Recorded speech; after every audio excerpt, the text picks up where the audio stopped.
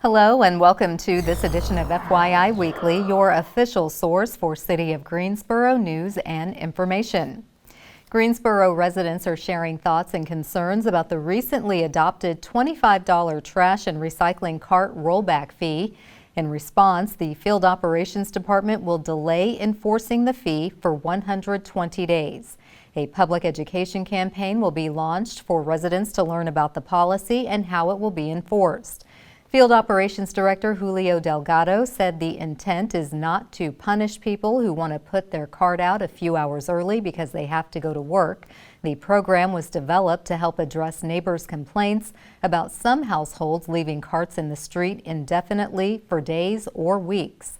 The city receives approximately 350 complaints each year about this issue, but previously had no way to enforce the local ordinance that specifies how long you can leave your trash and recycling containers at the curb. It's important to note the new fee will not be assessed to residents who need a little more time to set out or roll back their carts due to busy schedules or other limitations. The city will focus on households leaving containers out for extended periods of time and as a result causing a nuisance to the neighborhood. Greensboro households should have received a postcard about the annual Drinking Water Quality Consumer Confidence Report published by the Water Resources Department. The report can be accessed from the direct link or by scanning the QR code on the postcard. It includes water quality lab data collected from January 1st to December 31st, 2021. The report describes drinking water sources, testing conducted on the water, substances detected, health effects information related to violations of drinking water standards, and other interesting information. This annual report is a performance measure of the quality of water supplied by the City of Greensboro in relation to compliance standards established by the U.S. Environmental Protection Agency and the North Carolina Division of Water Resources. It's important to note the city's drinking water is safe and meets or surpasses all state and federal standards. The city regularly monitors its drinking water according to federal and state regulations to ensure the production of high-quality water. Limited copies of the report are available at Greensboro Public Libraries. To obtain a report in Spanish, call the city's contact center at 336-373-2489 or visit the city's website. Creative Greensboro is accepting applications for GROW, which stands for Greensboro Residency for Original Works. Guilford County-based creative individuals and organizations can apply through August 14th for residencies of up to 8 weeks, occurring between this December and December 2023. Application workshops will be held from 6 p.m. to 8 p.m. on Wednesday, July 13th, and from 12 p.m. to 2 p.m. on Saturday, July 23rd in the Greensboro Cultural Center. GROW is a flexible space located inside the Davie Street entrance to the Greensboro Cultural Center. Selected artists receive no-cost access to the 800-square-foot studio space, dedicated marketing support, and $300 per week during the residency. Ryan Deal, the director of Creative Greensboro, said our creative economy is what makes Greensboro unique. We look forward to the ways GROW continues to support the work of our creative people and organizations by connecting the community at large to their work. Residencies must include at least 6 hours of creative programming each week that is free to the public. Residents may also use the time in the space for private studio hours or to sell work and offer other fee-based programs. Creative Greensboro is particularly interested in residencies that center the voices of communities of color, low-income communities, and people with disabilities. To learn more about upcoming residencies or how to apply to GROW, visit the city's website. The city developed a partnership with Cone Health to share a series of brief and informative videos designed to inspire you to make better choices when it comes to healthy living. Following these tips is an easy way to help each of us improve our quality of life. Let's take a moment to check out today's news for your health.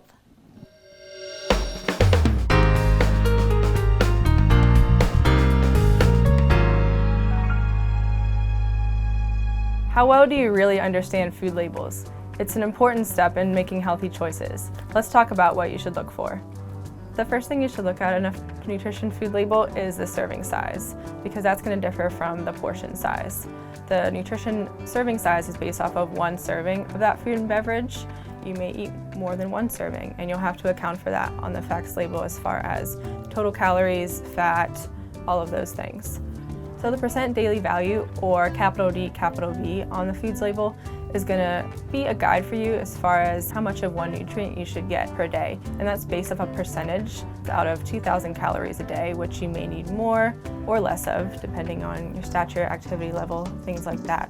As an example, if a food label has 5% daily value, that's going to be 5% of your needs of that nutrient per day.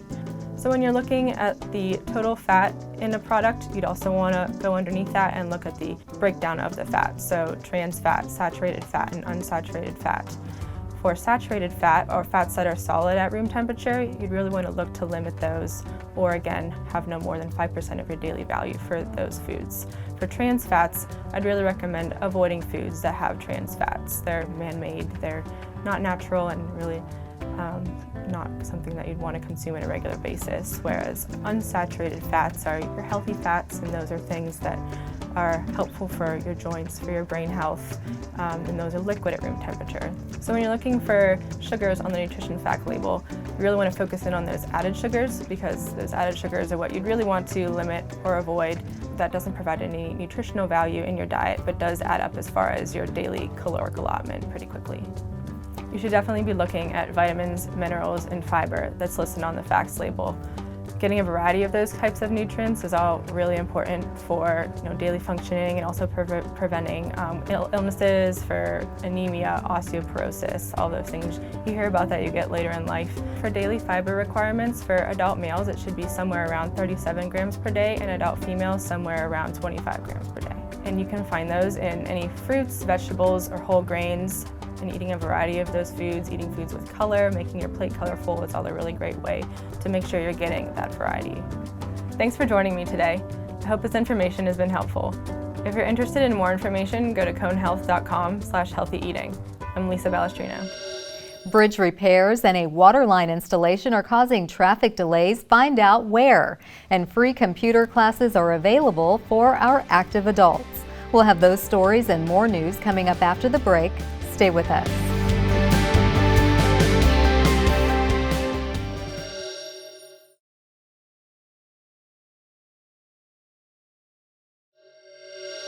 Welcome back to FYI Weekly. Motorists will experience slight delays in the coming weeks. Alamance Church Road is closed between Bristol and Acorn Roads due to the installation of a water line. The work will take place from 7 a.m. to 5:30 p.m. on weekdays for the next 2 months. Access to businesses along this part of Alamance Church will remain open. Additionally, Murrow Boulevard will be closed between East Lindsay and Elm Streets. The bridge over the railroad tracks is being repaired. This work will take place from 9 a.m. to 4 p.m. on weekdays, wrapping up in mid-July. Detour signs are in place for both projects. Work schedules are dependent on weather conditions and equipment availability. To learn more about lane and road closures and to receive email notifications about upcoming street projects, visit the city's website. Trotter Active Adult Center, in partnership with the Organization to Provide Equal Access to Technology, is offering Silver Tech. These are technology classes designed for adults who do not have access to a computer or would like to learn basic computer and internet skills. The cost is $100 for 4 weeks, and participants will receive a computer they get to keep once they complete all the classes. Sessions will take place on Thursdays and Saturdays from 10 a.m. to 12 p.m. The Thursday Silver Tech classes will meet from July 21st to August 11th.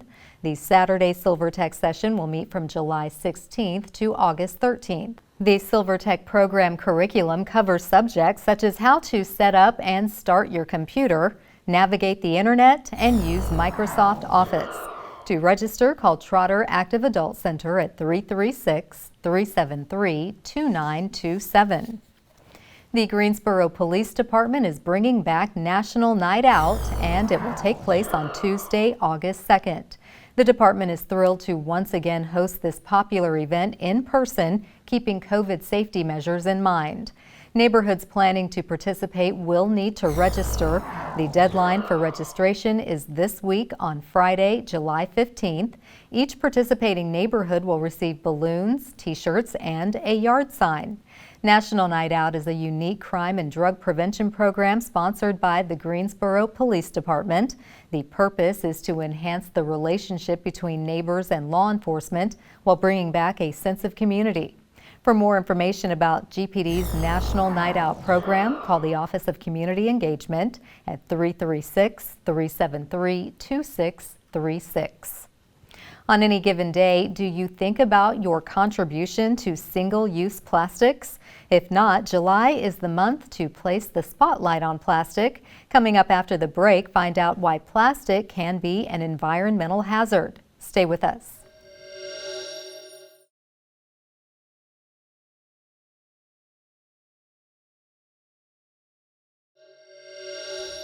Welcome back to FYI Weekly. Not all plastics are the same. This is apparent when it comes to recycling. The city wants residents to understand the negative impact plastic has on our environment. Joining me now to explain how we can be change agents when it comes to plastic is Macy DeMoss. She is our city's recycling and waste reduction educator. Hello, Macy. Welcome back. Hi, thanks for having me. Thank you for joining me. Always good to see you. So we're talking about plastic, and people probably aren't giving it a whole lot of thought. What types of plastic items can you actually recycle in Greensboro? So for the city, we like to look for shape and size, not based off of number. So don't look at the number on the bottom of the bottle or anything like that. We recycle plastic bottles, plastic tubs, and plastic jugs. So that's the shape. And then the size has to be bigger than a yogurt container. Okay. Like a Yoplait or a Chobani, something like that. Okay. Now, you said don't look for numbers. What if it has the recycling icon? So just because something has the recycling icon doesn't necessarily mean that we're going to be able to accept it here. It's recyclable maybe somewhere, but not always here. So it's best to check on the GSO Collects app or website to see if we take it or not. Good advice, and GSO Collects app is free, so it's easy to use and people can access that. Now, it is July. You have Plastic Free July taking place. Yeah. What happens during July for Plastic Free Month? So Plastic Free July is this, not universal, but this international campaign to cut down on single-use plastics. And single-use plastics are plastics that we just use one time. Think about straws, plastic bags, plastic cups. We're just using them once and we're throwing them away. And we want to try to cut them out of our lives for July and then kind of carry that on maybe for, the rest of the year or as long as you can. Okay, so obviously if you want to cut that out, there is a problem being posed by these plastics. What is the issue with that? So there are several problems that plastics are creating. So plastics cause problems in a landfill by just taking up landfill space. Plastics never break down in a landfill, so they're going to be there forever. And it's really sad when you only use a plastic bag on average for 12 minutes and then it's going to sit in a landfill forever. So that's a problem. And then we have pollution in our waterways with plastics. By 2050, there's projected to be more plastic in the ocean than fish.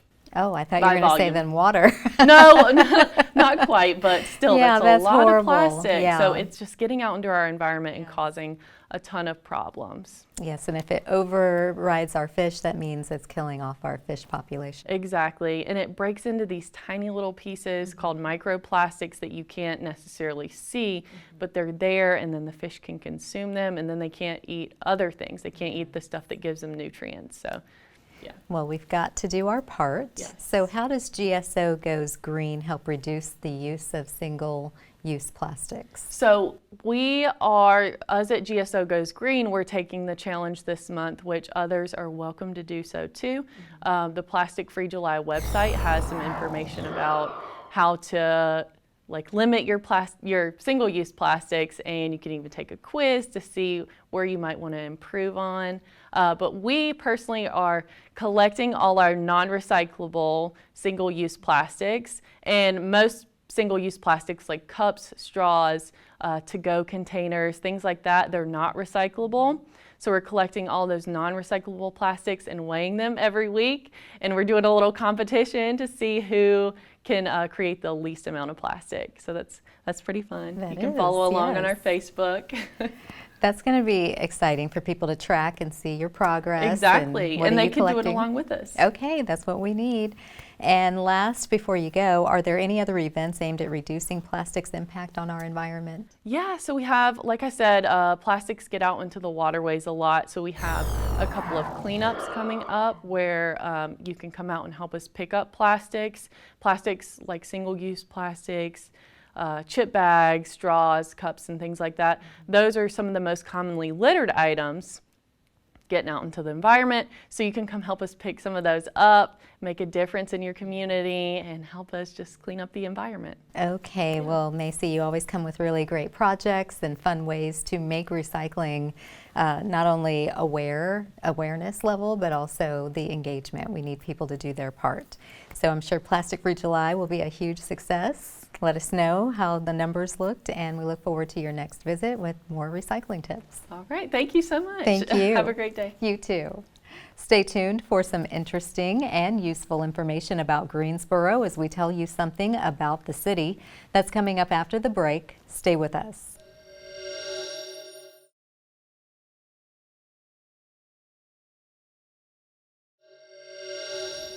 Welcome back to FYI Weekly. One way to stay informed about decisions that impact you and our city is by attending or tuning in to City Council meetings at 5:30 p.m. on the first and third Tuesday of the month. The fourth Tuesday is reserved for a meeting as needed. The City Council has resumed meeting in the Katie Dorset Council Chamber on Level 2 of the Melvin Municipal Office Building, located at 300 West Washington Street. The public is allowed in person, but only in a limited capacity. Those who choose not to be in the building can participate virtually. The Greensboro City Council meetings are broadcast right here on GTN. The meetings are also streamed live on the city's website and on Roku.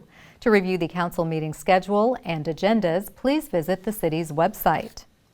Here's an opportunity to learn a little something about the city.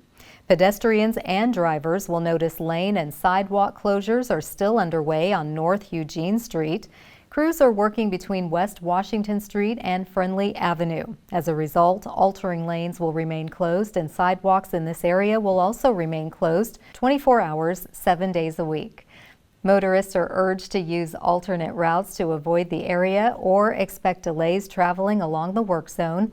Work schedules can change based on weather conditions and equipment availability. For more information about road closures and to request email notifications about upcoming road construction, please visit the city's website. Coming up after the break, we'll showcase our department spotlight, but first, let's see how the city of Greensboro is committed to equity and inclusion. Equity and inclusion are vital for the city of Greensboro's ability to grow and innovate in such a fast-changing environment. One Greensboro is a monthly show that highlights some of the ways the Office of Equity and Inclusion honors the observances listed on our heritage calendar and spotlights a City of Greensboro employee in a segment we call The One. These observances are an integral part of the National Equal Employment Opportunity and Civil Rights Program and encourage us to live as one people, one community, one Greensboro.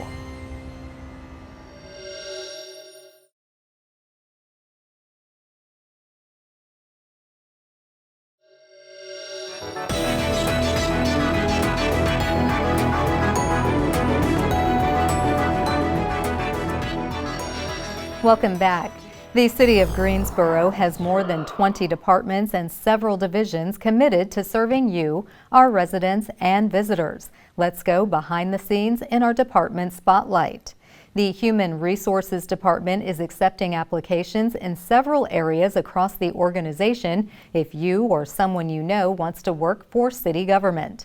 The following jobs are among several on the list of current openings: customer service assistant in Parks and Recreation, heavy equipment operator in the Field Operations Department. The Tanger Performance Center is in need of ushers, emergency communication specialists at Guilford Metro 911, and the Greensboro Police Department is in need of police officers. If you're in the market for a career change or someone you know will be a good candidate, submit an online application. To access the job board, visit the homepage of the city's website, click on the I Want To tab, then select Apply for a Job from the drop-down menu. Straight ahead on the other side of the break is this week's Way to Go GSO shout-out. Stay with us.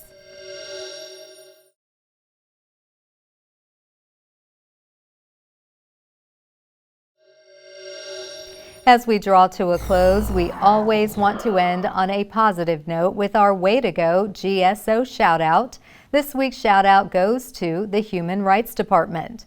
The city hosted the Human Rights Celebration and Morningside Awards. This event honors the memory of the 5 Greensboro residents who were killed during the Greensboro Massacre in 1979.